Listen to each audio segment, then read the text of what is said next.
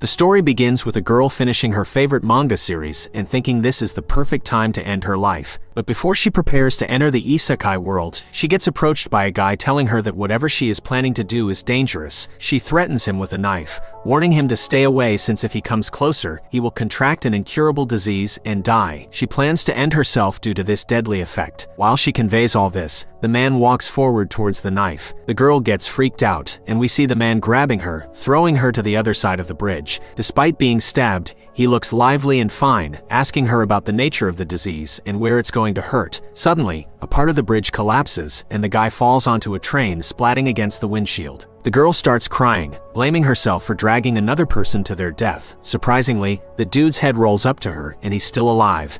He explains that he understands what she meant by a deadly disease as he regenerates his body completely. However, he doesn't regenerate with clothes, which makes the girl freak out. She punches him in the guts and runs away, thinking he's a zombie. But he stops her, insisting he's not a zombie but rather undead. He wants to ask her some questions about her claim of being unlucky. Hearing people approaching, he uses his blood-like abilities to fly out of there. They reach the top of a building, where he explains how he regenerates his legs at high speed and uses the momentum to fly. She isn't paying much attention and tries to escape. However, the man didn't bring her up there just to let her go. He wants answers and starts rolling her to the edge of the building, making her scared. Eventually, she agrees to answer his questions. Afterwards, her explanation starts 10 years ago when she was only 8 years old. Her parents were going on a business trip for a week. She hugged and kissed her parents before leaving and explains that after half an hour their plane exploded, resulting in 270 people dead, including her parents. Since then, she realized that whoever touched her ended up getting hurt, and she kept covering her skin. Suddenly,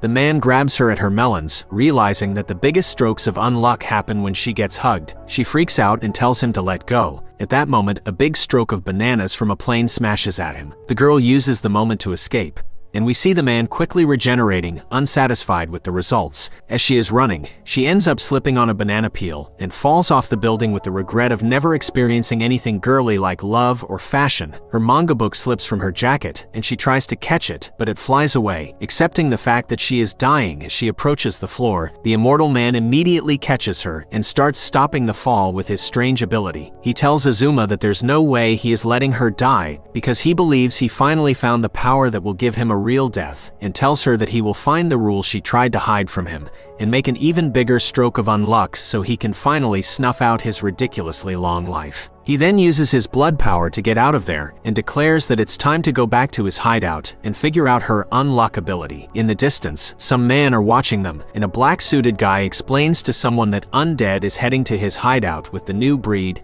and is planning on capturing her after figuring out her ability. At his hideout, he mentions to her that he realizes the fact that as long as he keeps touching her, the bigger the unluck, and tells her to take off her clothes to test it. Immediately, she starts running away from him, telling him that she will never do it. Then, and we see the undead following her, telling her to do it, but as she runs, her hat gets stuck, making her hair stick out. The man makes a joke about her hair, but she breaks down and starts crying, mentioning that no one is able to cut them because of her unluck. The undead problem solver brings out some scissors and starts cutting her hair, pointing out that as long as he is touching her, no unluck will come his way. And after finishing her cut, he shows her what she looks like, and she is happy that she looks great and thanks him for his work.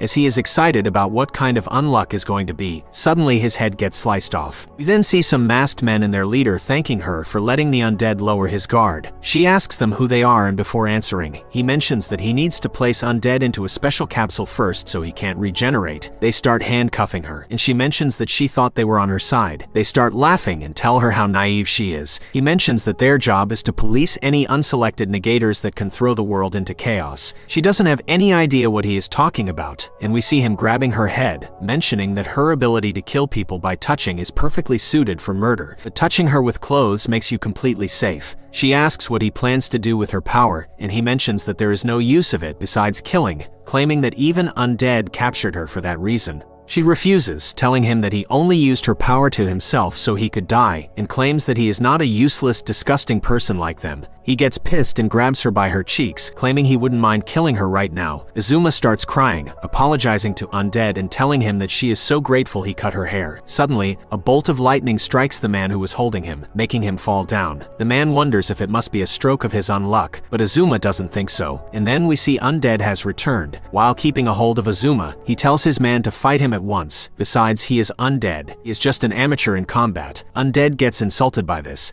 and he explains that he may be an amateur now, but his past was a completely different story. He doesn't have enough space in his brain, so he puts a cork on his brain to keep 100 years worth of memories bottled up.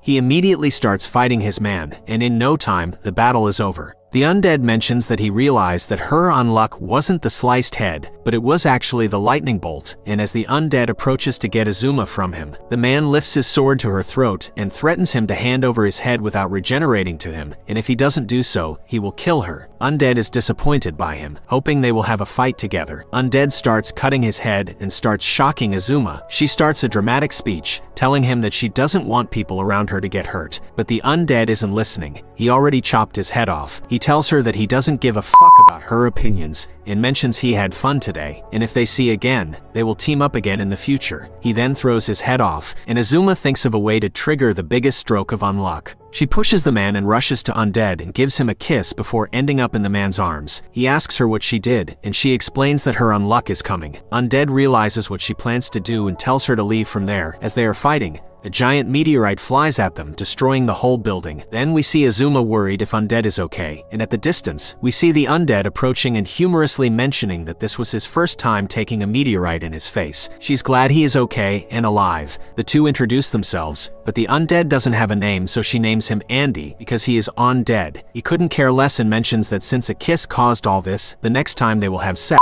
After hearing this, Azuma immediately runs from there. Sometime later, Azuma reflects on how her unluck gets people killed, and she thought she didn't deserve to live, but she met Undead, and he found her amusing. She thought being with him would help her feel like she could live longer, or so she thought. He points out that since a kiss did all that damage, maybe doing something more will be an even bigger stroke of unluck. She gets annoyed, thinking he only wants to use her as a tool, so Azuma comes up with an idea, claiming the key is likability. Andy doesn't have any idea what she is talking about. She tells him that aside from her mom and dad, she also kissed her granddad who had dentures that scared her, and after her kiss, he only got sprained legs and ended up dying 3 years later, and she doesn't think it was her fault. Azuma concludes that the more she likes a person, the bigger the unluck, and she tells him that if he tries to do something, she will end up hating him forever and lose his shot at a proper death. He understands her and mentions that he can't let her die until it happens. Azuma asks about what he means, but he is already on the move. Later, we see he has brought her into an armored place. Andy mentions that he set up places like this over the globe so he can use them with the guys whenever he wants to, and he mentions to her to get ready. After some time, we see Azuma with full armor, and she asks what she needs it for. He mentions that she needs it for protection from the guys like yesterday, and mentions that even more are coming for them. Azuma thinks they must be too freaked out to come since of that they did yesterday. Andy explains that they are too strong and says that they are the guys who negate the rules of this world,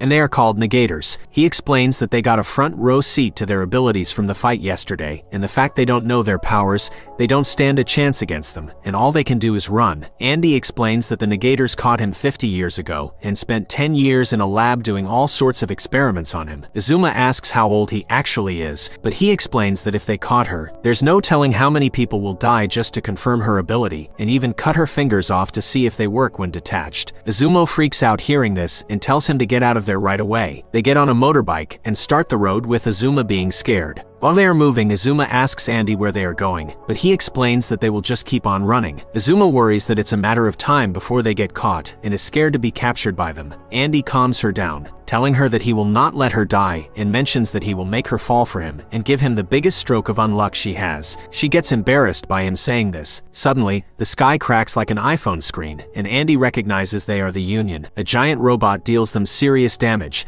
and Azuma tries to run towards Andy, but she gets pulled by a guy telling her clearly she likes Andy. She realizes he is an enemy and panics that she can't move. The robot tells him to kill her since their orders are to kill her and capture Undead, but the man wants to chat with her for a little and starts asking her some flirtatious questions. Andy gets back up, using his sword at the robot, but suddenly the robot uses an attack against him, making him unable to move. Azuma thinks that this is the man doing, but he claims he's not doing it. The giant robot gives him a big punch, making him fly. As the robot keeps approaching him, Azuma screams at Andy, saying the guy paralyzing her and him is the blue-headed guy. Andy sees that her arms are moving and tells her that they ain't related and explains that they are restrainer-type negators and shows that their ranges and abilities don't even seem similar. He explains that the robot has his body and the other one has her will. The guy is impressed by him and guesses he hasn't lived all this time for nothing. Void strikes him and he swiftly counters, realizing he can move immediately after the hit. They engage in a series of blows, as Sumo wonders whether the organization will relentlessly pursue them. Shen discloses that they've garnered high priority status due to the meteor incident, attracting numerous negators to pursue them. Isumo discovers that Shen and Void are also negators, prompting her to question why they are not being hunted. Shen clarifies that the Union, a group of 10 exempted negators performing missions, protects them. Contemplating joining the Union, Isumo is cautioned by Void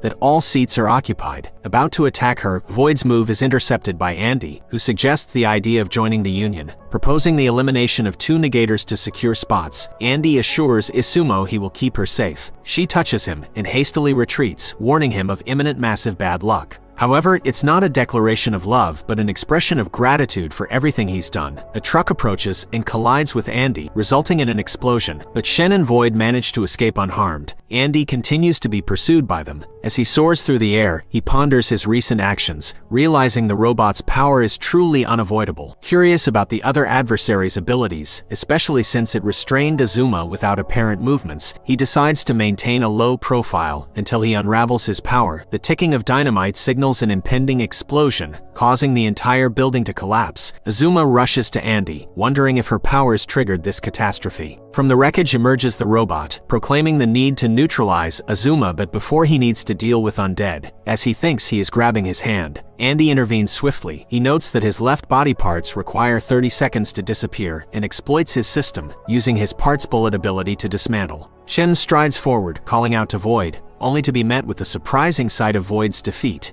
Andy asserts that it's his turn now, aiming to secure a spot not only for Azuma but for himself as well. He rushes at the man, but his leg attacks and his punches get completely blocked by him. He wonders what his ability is. Azuma gives him his sword, and as he prepares to cut him down, he suddenly stops moving. Shen tells him that he hesitated for a moment. Shen questions whether Andy harbors a soft spot for Azuma, who attempts to touch him but misses. Refusing to unveil his power, Shen asserts that they won't escape or touch him, as his ability manipulates their minds. He asks them who will be the one who will keep the spot, and Andy mentions that he will leave the spot to Azuma, and tells her not to worry since he will be able to survive and make her fall in love with him before she dies. As Shen prepares to take her away, she tells him to look away and starts on removing her clothes, telling that she will make love with Andy and repay him since he helped her from the start and she didn't do anything for him. Shen starts laughing and claims that he doesn't want them to split up, so he suggests to kill another of their members. He reveals that a Union member is going to be in Lake in Russia with a red necktie and emblem, and he wishes them to succeed. He alerts them that there will be people hunting them along the way as he is leaving.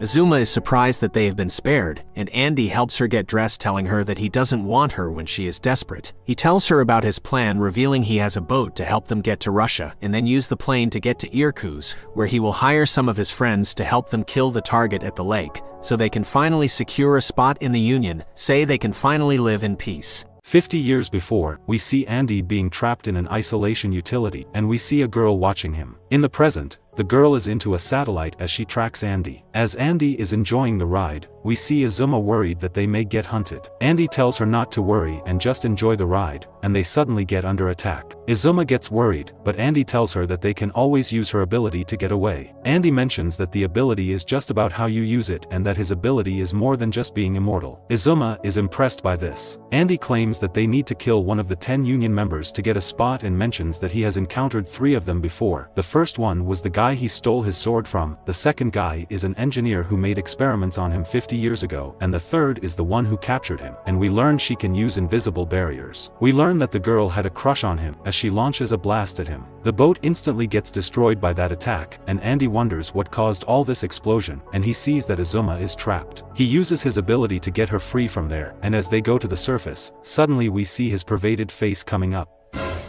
As she wakes up, Andy tells her to raise her hands up so they don't get shot. Azuma wonders if they will surrender, but Andy is planning to buy time for his experiment so it could help control her unluck. Azuma gets confused, and she sees that her bra is pushed up. Andy tells her that her melons were in the way, so he had to push them away. Nice. Izuma gets embarrassed by this and asks if this was all he did, but he claims that he did mouth to mouth also since she wasn't waking up. Izuma can't believe this, and there is a huge explosion that shoots them up, making them get to the jet. Andy cuts through the pilot in an instant, and they end up stealing the plane. Andy mentions to her that her unluck is a trump card for turning things around. As they fly the plane, suddenly it prepares to self-destruct, and they immediately get out of there. Izuma thinks they are going to fall, but Andy uses his body as a slower landing. They manage to land safely, and we see Izuma fascinated by the sea in front. Andy sees how happy she looks and tells her to have fun at the sea, claiming the Union won't make a move since there are a lot of tourists around, and says to her he is leaving to track down his old war buds. Izuma wonders about how much has changed in just 4 days after meeting Andy. She gets approached by some guys, but she immediately runs off not wanting to harm them. She stops seeing a girl painting, and she ends up being Jean. Jean gets excited seeing another Japanese girl, and she immediately gets Izuma to paint with her. As they paint, Jean asks Izuma if she likes things that change or things that stay the same. She herself likes things that never change, just like the never-changing drawings they are doing. Izuma isn't too sure what to say and tells her if she could think about it. Izuma finishes up her painting, and Jean is surprised to see stars at it since there are no stars beside the moon. Izuma thought the moon looked lonely, so she gave it some friends. She thought about Jean's question earlier, revealing she thought she could never change, but after meeting Andy and going through so much with him she appreciates things that can change. Jean calls her naive as she puts up her tie, and she suddenly starts floating up. Andy comes up, and as he tries to attack her, he immediately gets flown away. Izuma is surprised to know who she really is, and Jean prepares to play with them knowing they are there to take her spot in the Union. Jean rushes at Andy mentioning it's been so long since she saw him. Andy tries to cut her but her barrier prevents it. Izuma asks Andy if she is the girl who had captured him 50 years ago and is surprised since she looks the same age as her. Andy tells Izuma that when she caught him she was 16 years old, so now she must be 66 years old, and reveals that the organization has an anti-aging technology, but she immediately shuts him up. She claims to have been stuck at the age of 16 for decades, catching him off guard. He leaps back in surprise when he realizes something unseen is sealing his mouth shut. Realizing he needs a strategy to counter her strange power, he listens as she opens up about her feelings for Andy. She admits she was sent to bring him in 50 years ago, but once she did, there was no place for him, so he ended up locked away. A flashback shows Andy calmly sitting in his cell as she quietly apologizes, but he brushes it off, saying it's no big deal since he can't die anyway, and that he's looking forward to a rematch. Back in the present, Jean admits that Andy's calm and collected attitude is what made her fall for him. Andy retaliates by hurling explosives her way, triggering a huge blast, but she steps out of the smoke without a scratch. Smiling, she announces that with Void gone, there's now an open spot in the Union and suggests Andy should claim it. He tosses a flashbang to blind her and charges in, attempting to break through her invisible barrier, but she quickly counters, forcing him to pull back. Andy confesses he's still trying to understand how her ability works. Isomo questions where the others are, coldly informs her they're already dead, meaning they'll have to face her alone. Andy recalls how Jean manipulated water from the lake and conjured invisible shields. He suspects her power involves some form of hardening, yet he's puzzled why his sword can't cut through it. Jean then channels wind energy into her weapon and hurls it with precision, slicing Andy clean in half. She notes that he could have dodged, but chose to shield Isomo instead, believing she's a burden. With the lower half of Andy's body now immobilized, Jean tells him to give up on protecting Isomo, but Andy refuses to let her die. As Jean prepares to finish him, Andy reveals he's already cracked the mystery of her ability. In a bold move, he bites down on a grenade and severs his own head, launching it into the air. Mid-flight, his head explodes, sending a rain of blood down on Jean. The blood outlines the hidden hands floating around her, shaped by locked air. Andy sees this as confirmation of his theory. Her ability is to freeze things in their current state, preventing any change. And now, he knows exactly how to counter it. He knows he can't defeat her on his own, so he needs Izuma help to defeat her. She presses her chest against him, and the sight drives Jean into a fury. With cold clarity, Jean snaps that she finally understands. She seduced him with her melons. Then, with a bitter edge, Jean adds that while most women's beauty fades after 20 years, hers never will, because that ability of hers won't let her age. Andy finds something off about her ability. Based on what he knows, there are two types of negators: self-targeters, who can only affect themselves, and external targeters, who can only affect others. Jean claims she's a self-targeter, pointing to her youthful looks as proof. But Andy sees through the illusion. She's aging, and it's just makeup hiding the truth. He concludes that she's actually an external targeter, and suspects her ability doesn't affect humans at all. This accusation rattles Jean, and in frustration, she moves to attack. Andy takes off into the air, trying to stay ahead. Meanwhile, Isomo wonders why Jean is only walking instead of running, thinking it's odd behavior for someone trying to kill them. Andy picks up on this too, realizing that Jean has a critical weakness: they just need to find a strong enough source of misfortune to take her down. But just then, something strikes them from above, sending them crashing down. Suddenly, laser beams rain from the sky. Jean explains that she's been using her ability to scan the area for a strange creature hiding in the lake. But now, she's done waiting. She declares that she'll kill Isomo instead. A UFO appears overhead. Jean rushes in to strike, aiming straight for Isomo, but Andy dashes away with her,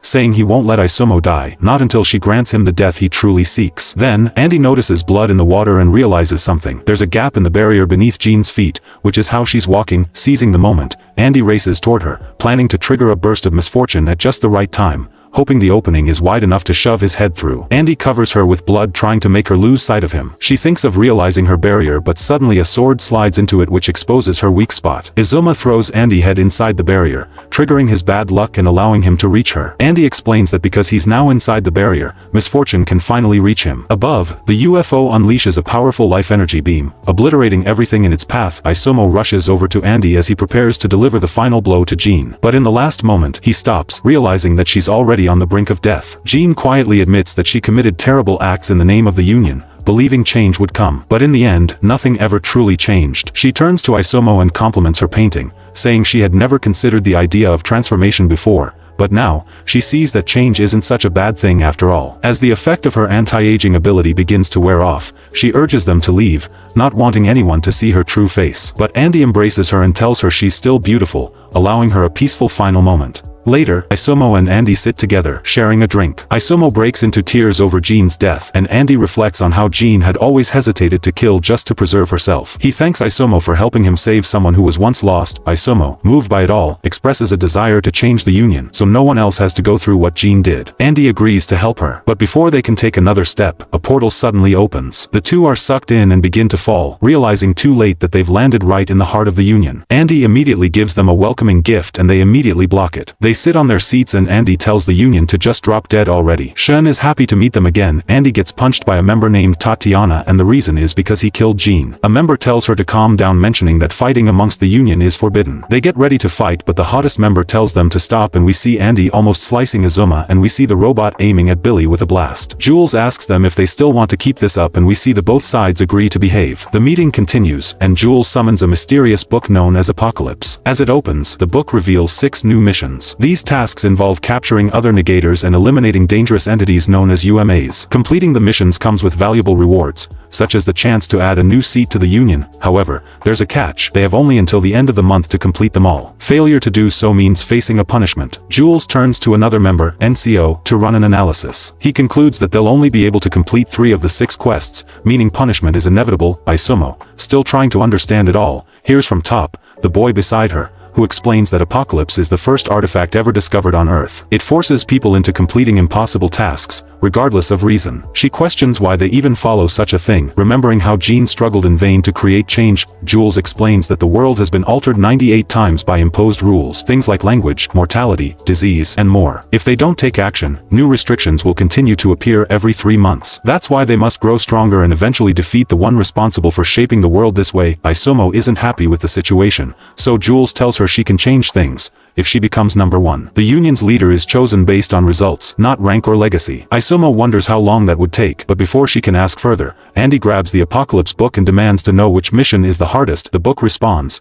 biting off his hands in the process, and tells him the most difficult task involves someone called Spoil. Without hesitation, Andy accepts the challenge, declaring he'll take it on with Isomo and Shun as well. The quest is officially activated, leaving Shun stunned that he's suddenly been roped into another wild mission. On the 21st of the month, we see Izuma getting dressed by Shun's subordinate Mui. She tells Izuma to please take care of Shun in their quest, revealing she can't take part in the mission since she doesn't possess an emblem. They prepare to take off, but Andy suddenly bumps into Izuma, causing a magma explosion, tearing his clothes off. Andy doesn't want any clothes on him and just wants to get to the quest instead. Shun tells him that the suit must be worn since it's special. Not only it's durable but also gives you access to public services and also can translate anyone's language. The emblem is necessary to participate in a quest. Andy mentions that since they are going to split up, he doesn't care about it and that he and Izuma will go on a date in the clouds. Suddenly there is an alert and we learn that one of their UMA has escaped and has taken over a member of the personnel. The team soon senses the target is close. Mui identifies called. Its ability allows it to latch onto a host and morph into their ID. It seizes control of Andy, takes a punch from an infected infected man but quickly Mui warns that if a host becomes unable, clothing will abandon them and jump to Mui is though she looks mostly an emblem appears marking the she begins attack. Andy tells Shun to stop her with it, but Shun admits his power doesn't work on clothing. Isomo jumps in and grabs Mui, triggering her own power, and before long, Mui is knocked out by a flying brick. Clothing detaches and sets its sights on Isomo, but Andy intervenes just in time, and the creature attaches to him instead. Isomo notices something odd. It isn't transforming into anything. Instead, clothing starts complaining, cursing at Andy for being too high maintenance. Apparently, Andy subconsciously demands clothes that can regenerate and fly to him instantly, calling the creature pathetic. Andy mocks it, prompting clothing to try and consume him. But before it can do anything, a laser hits him, an accidental blast caused by Isomo's contact with a malfunctioning artifact. N apologizes for the incident. In the aftermath, it's revealed that Andy has successfully tamed the creature. He and Isomo decide to name it Clothing. Andy earns points for the capture, bumping him up to 9th place in the rankings. Elsewhere, Nico receives intel about a new UMA spotted in New York, a decaying corpse-like figure, which they suspect is Spoil. Meanwhile, Andy hears the news and, instead of worrying, just gets excited about grabbing a burger in America.